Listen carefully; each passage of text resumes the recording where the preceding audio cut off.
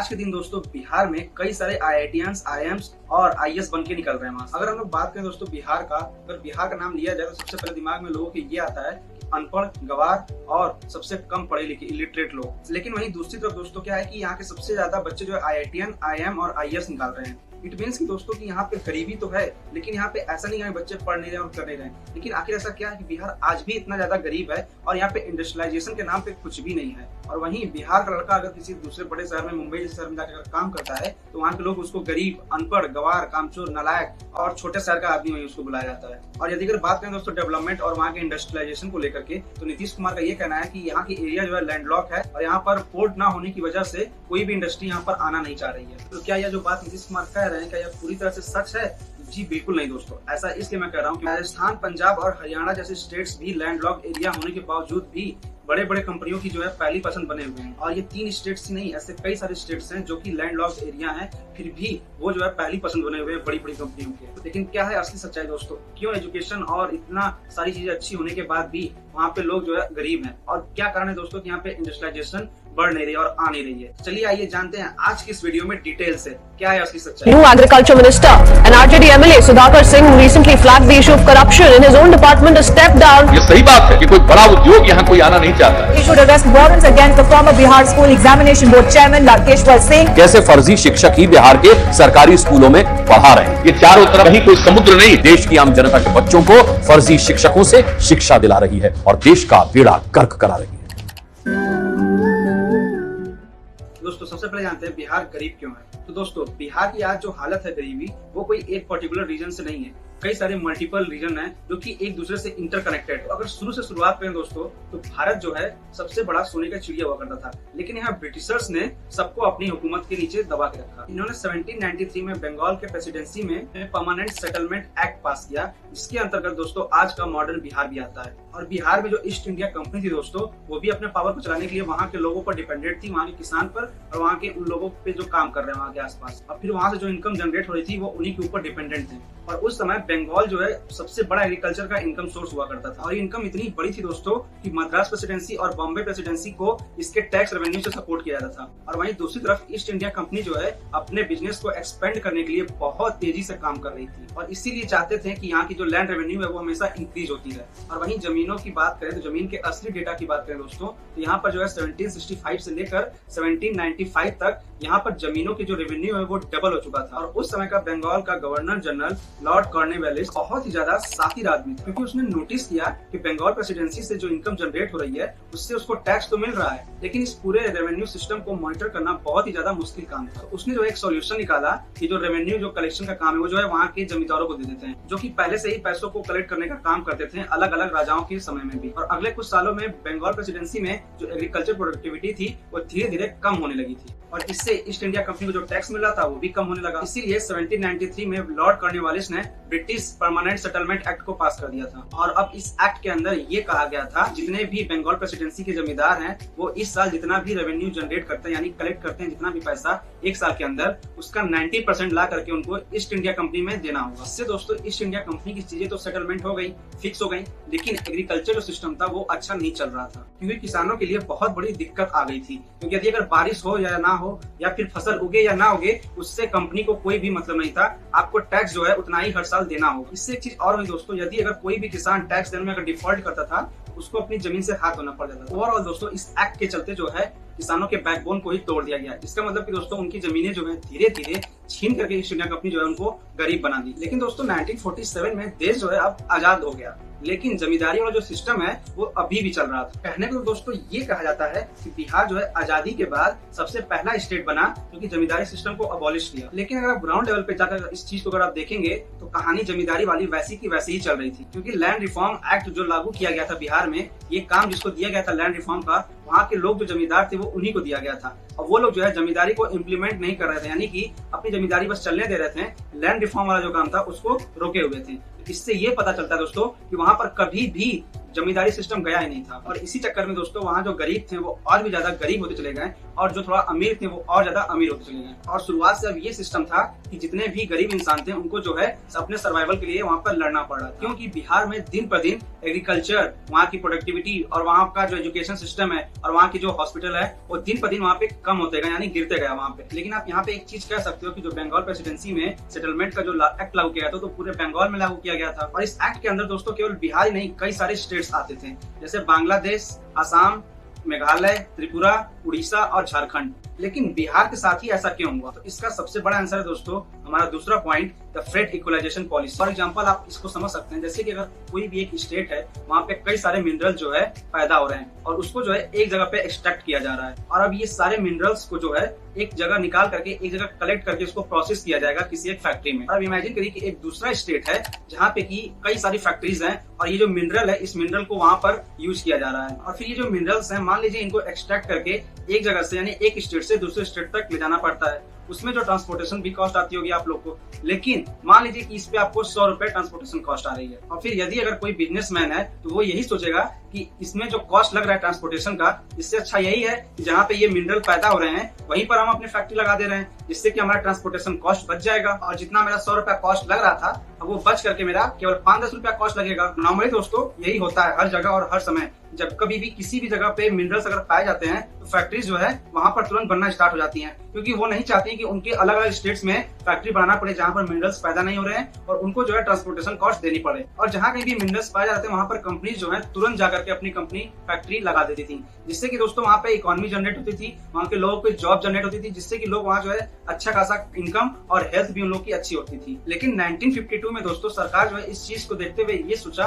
कि ये जो है थोड़ी नाइंसाफी हो रही है और अदर स्टेट्स के साथ, क्योंकि अगर और अदर स्टेट्स और सिटीज में यदि अगर मिनरल्स नहीं पाए जा रहे हैं तो वहां पर जो है फैक्ट्री और अदर कंपनियां जो है वहां पर नहीं जा रही हैं, जिससे कि वहां की इकोनॉमिक ग्रोथ नहीं हो रही है, वहां पे हेल्थ केयर अच्छे नहीं बन रहे हैं, वहां पे अच्छी अच्छी चीजें नहीं हो रही हैं। और जितने भी अलग अलग स्टेट्स हैं वहां पर जो है इक्वालिटी में फैक्ट्री नहीं मिल रही थी या नहीं बन रही थी, तो वहां पे इसके चलते सरकार ने ये सोचा क्यों ना हम जो है फ्रेट इक्वालिटी पॉलिसी को लाएं, और 1952 में यही हुआ दोस्तों कि फ्रेट इक्वालिटी पॉलिसी को लाया गया और हर स्टेट्स में इस चीज को लागू कर दिया गया। और अब इस चीज को समझने के लिए दोस्तों हम लोग चलते हैं फिर से वापस जहाँ पे मैं आपको बता रहा था एक स्टेट से दूसरे स्टेट्स वाली बातें। एक स्टेट में फैक्ट्री था और एक स्टेट में मिनरल जो है प्रोसेस होकर ट्रांसपोर्ट हो रहा था, और बिजनेसमैन जो है अपनी फैक्ट्री को बी स्टेट से उठाकर ए स्टेट में कर रहा है, जिससे कि दोस्तों उसको ट्रांसपोर्टेशन की कॉस्ट जो है वो नहीं देनी पड़ेगी। तो सरकार जो है अब यहाँ पे लेके आती है फ्रेट इक्वलाइजेशन पॉलिसी।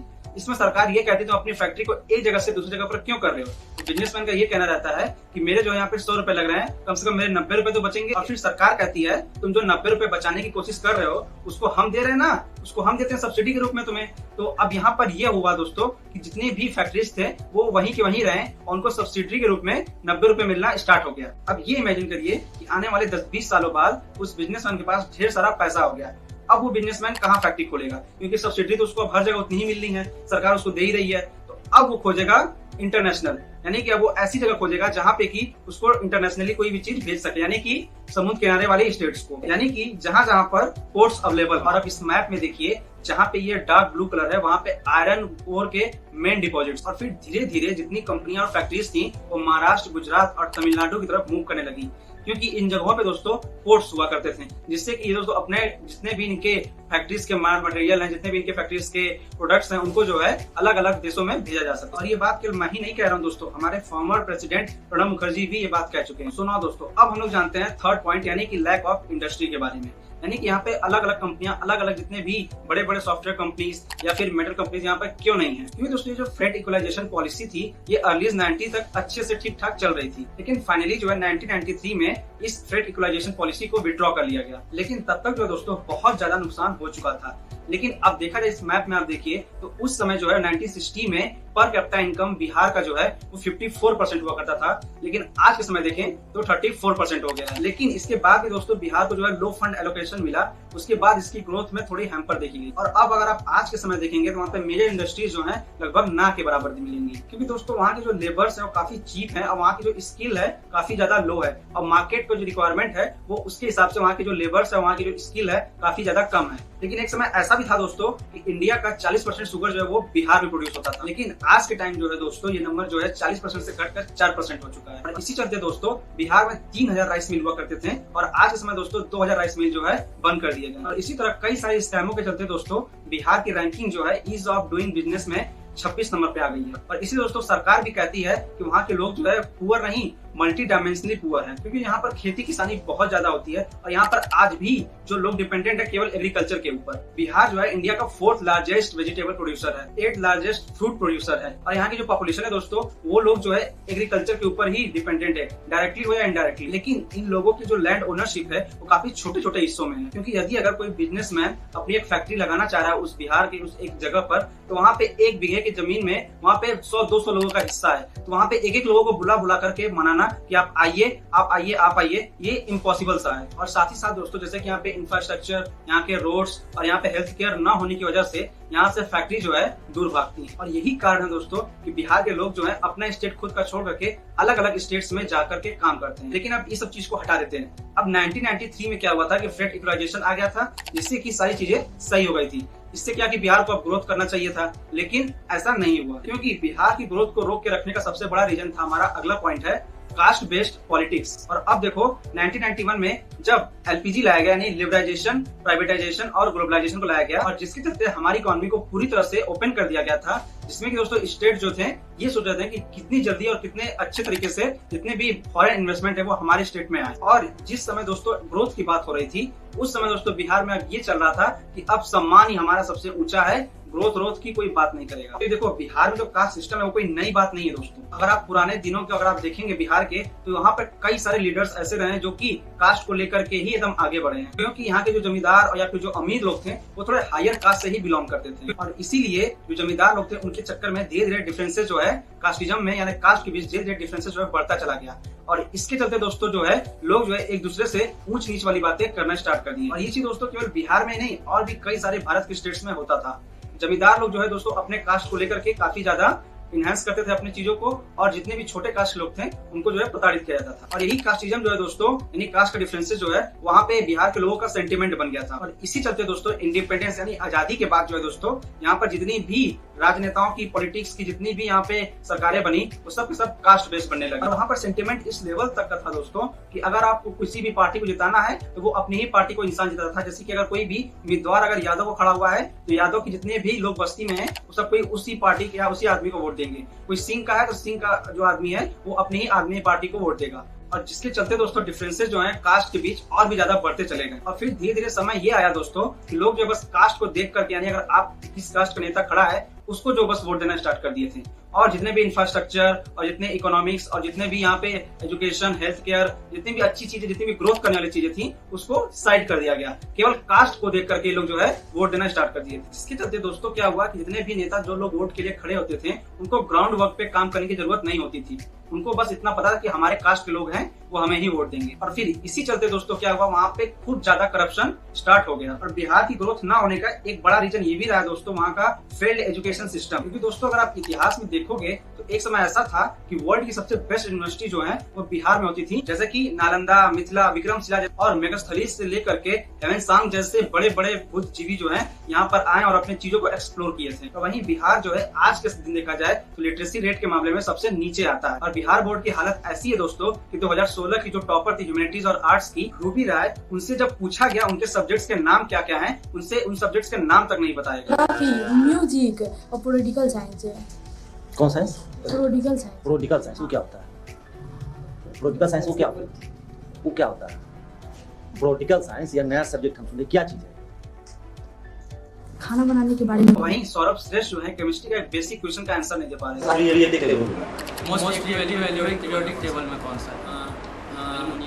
एल्युमिनियम। कैसे एल्युमिनियम मोस्ट रिएक्टिव सबसे ज्यादा सेंसिटिव एलिमेंट कैसे हुआ एल्युमिनियम?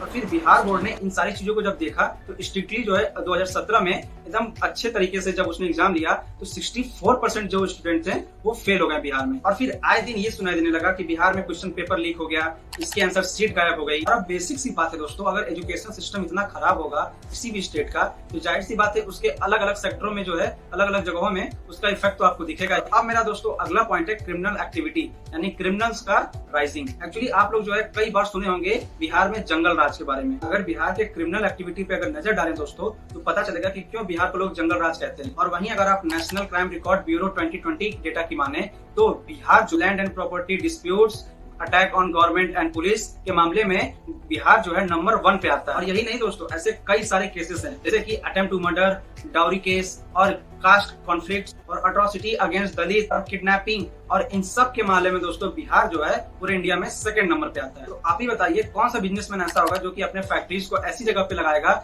जहां का क्रिमिनल रिकॉर्ड इतना ज्यादा हाई है। और बिहार की ग्रोथ और उसके डाउनफॉल होने में एक और सबसे बड़ा रीजन है दोस्तों, वो है यहाँ का फ्लड। गंगा, गंडक, घाघरा, बासमती, पुनपुन जैसी कई सारी नदियां जो हैं यहाँ पे बहकर आती हैं और बिहार को तबाह कर देती हैं। इससे बिहार के लोगों पे बहुत ही ज्यादा इम्पैक्ट पड़ता है और वहाँ का जो एग्रीकल्चर सिस्टम है उस पे भी बहुत ज्यादा इम्पैक्ट पड़ता है। और 1979 से लेकर के 2017 तक अगर आप देखें तो 9500 से ज्यादा लोगों की यहाँ पर जान जा चुकी है। और बिहार के जो लीडर है यानी वहाँ की जो गवर्नमेंट है वो ये कहती है कि यहाँ का जो फेलियर है उसका रीजन सबसे बड़ा ये है कि यहाँ जो लैंड है वो लैंडलॉक जमीन है, जिसके कारण यहाँ पर ग्रोथ नहीं हो रही है। और बिहार जो है हमेशा एक चीज का एक्सक्यूज देता रहता है कि हमारे पास पोर्ट्स नहीं है, हमारे पास समुद्र नहीं है, हमारे आसपास चीजें नहीं है डेवलप, जिसके कारण कि लोग हमारे सिटी और हमारी स्टेट्स में आए। और ये बात जो है दोस्तों बिहार जो कहता है ये पूरी तरह से सच नहीं है, आधा झूठ है और आधा सच, क्योंकि हमारे भारत में ही दोस्तों पंजाब, हरियाणा, मध्य प्रदेश, तेलंगाना जैसे कई सारे ऐसे स्टेट्स हैं जो कि लैंडलॉक एरिया होने के बाद भी काफी ज्यादा इंप्रूव और काफी ज्यादा डेवलप है। और वहीं अगर देखा जाए तो बिहार जो रीजन दे रहा है कि उसका जो डाउनफॉल हुआ किन्हीं रीजनों से, लेकिन वहाँ पे बिहार में कई सारे राइस मिल थे, कई सारे शुगर मिल्स थे जो कि आज बंद हो गए। क्यों? क्योंकि वहाँ पे कास्ट के बीच डिफरेंसेस लाने की वजह से, वहाँ पे क्रिमिनल की वजह से और वहाँ पे सबसे ज्यादा करप्शन की वजह से। अब बिहार के लीडर्स को ये चीज समझना होगा कि उनके पास जो भी सुविधाएं मिल रही हैं, उनके पास जो भी चीजें आ रही हैं सेंट्रल गवर्नमेंट से, उसका कैसे सही जगह यूटिलाइज करें। और ये केवल बिहार के लीडर को ही नहीं दोस्तों, बिहार के लोगों को भी जागरूक होना पड़ेगा कि वहाँ पे जो भी सुविधाएं मिल रही है उसको सही तरीके से कैसे यूटिलाइज करें और अपने एजुकेशन सिस्टम को और अपने आप को कैसे ग्रो करें। और बिहार की गवर्नमेंट को अच्छे तरीके से लुक्रिएटिव पॉलिसीज बनानी पड़ेंगी जिससे कि दोस्तों बिहार के अंदर जो है इंडस्ट्रियलाइजेशन आए और जो अदर कंट्रीज में या अदर स्टेट्स में जितने भी बड़े बड़े बिजनेसमैन हैं वो इनके सिटी या इनके राज्य में आकर के अपने बिजनेस या अपने फैक्ट्री को लगा, जिससे कि आने के बाद वहाँ के फैक्ट्रीज के जो बिजनेसमैन हैं, वहाँ के जो वर्कर लोग हैं, वो लोग सेफ और सिक्योर फील कर सके। और बिहार के लीडर्स को एक काम और करना चाहिए कि बिहार का जो एजुकेशन सिस्टम है उसको और भी ज्यादा अच्छा करें, क्योंकि वहाँ की जो यूथ है वो अलग शहरों में जाके काम करने की बजाय अपने ही सिटी में रह के, अपने ही राज्य में रह के पढ़े और ग्रोथ करे। हालांकि कुछ सालों में देखा गया दोस्तों कि बिहार सरकार जो है एजुकेशन सिस्टम को लेकर के 2.61 लाख करोड़ का बजट जो है एलोकेट किया है, लेकिन बजट लेने से या पैसा लेने से कुछ नहीं होगा दोस्तों, उसको जो है इम्प्लीमेंट करना होगा सही जगह पे, जिससे कि यूथ जो है ग्रोथ करे। तो दोस्तों ये थी मेरी छोटी सी एक केस स्टडी बिहार को लेकर के। और आपको अगर और भी अलग अलग स्टेट्स पे अगर आपको ऐसी केस स्टडी चाहिए तो नीचे कमेंट करके जरूर बताइए और इस वीडियो को शेयर करना मत भूलिएगा। अपना ध्यान जरूर रखिएगा। मिलते हैं नेक्स्ट वीडियो में।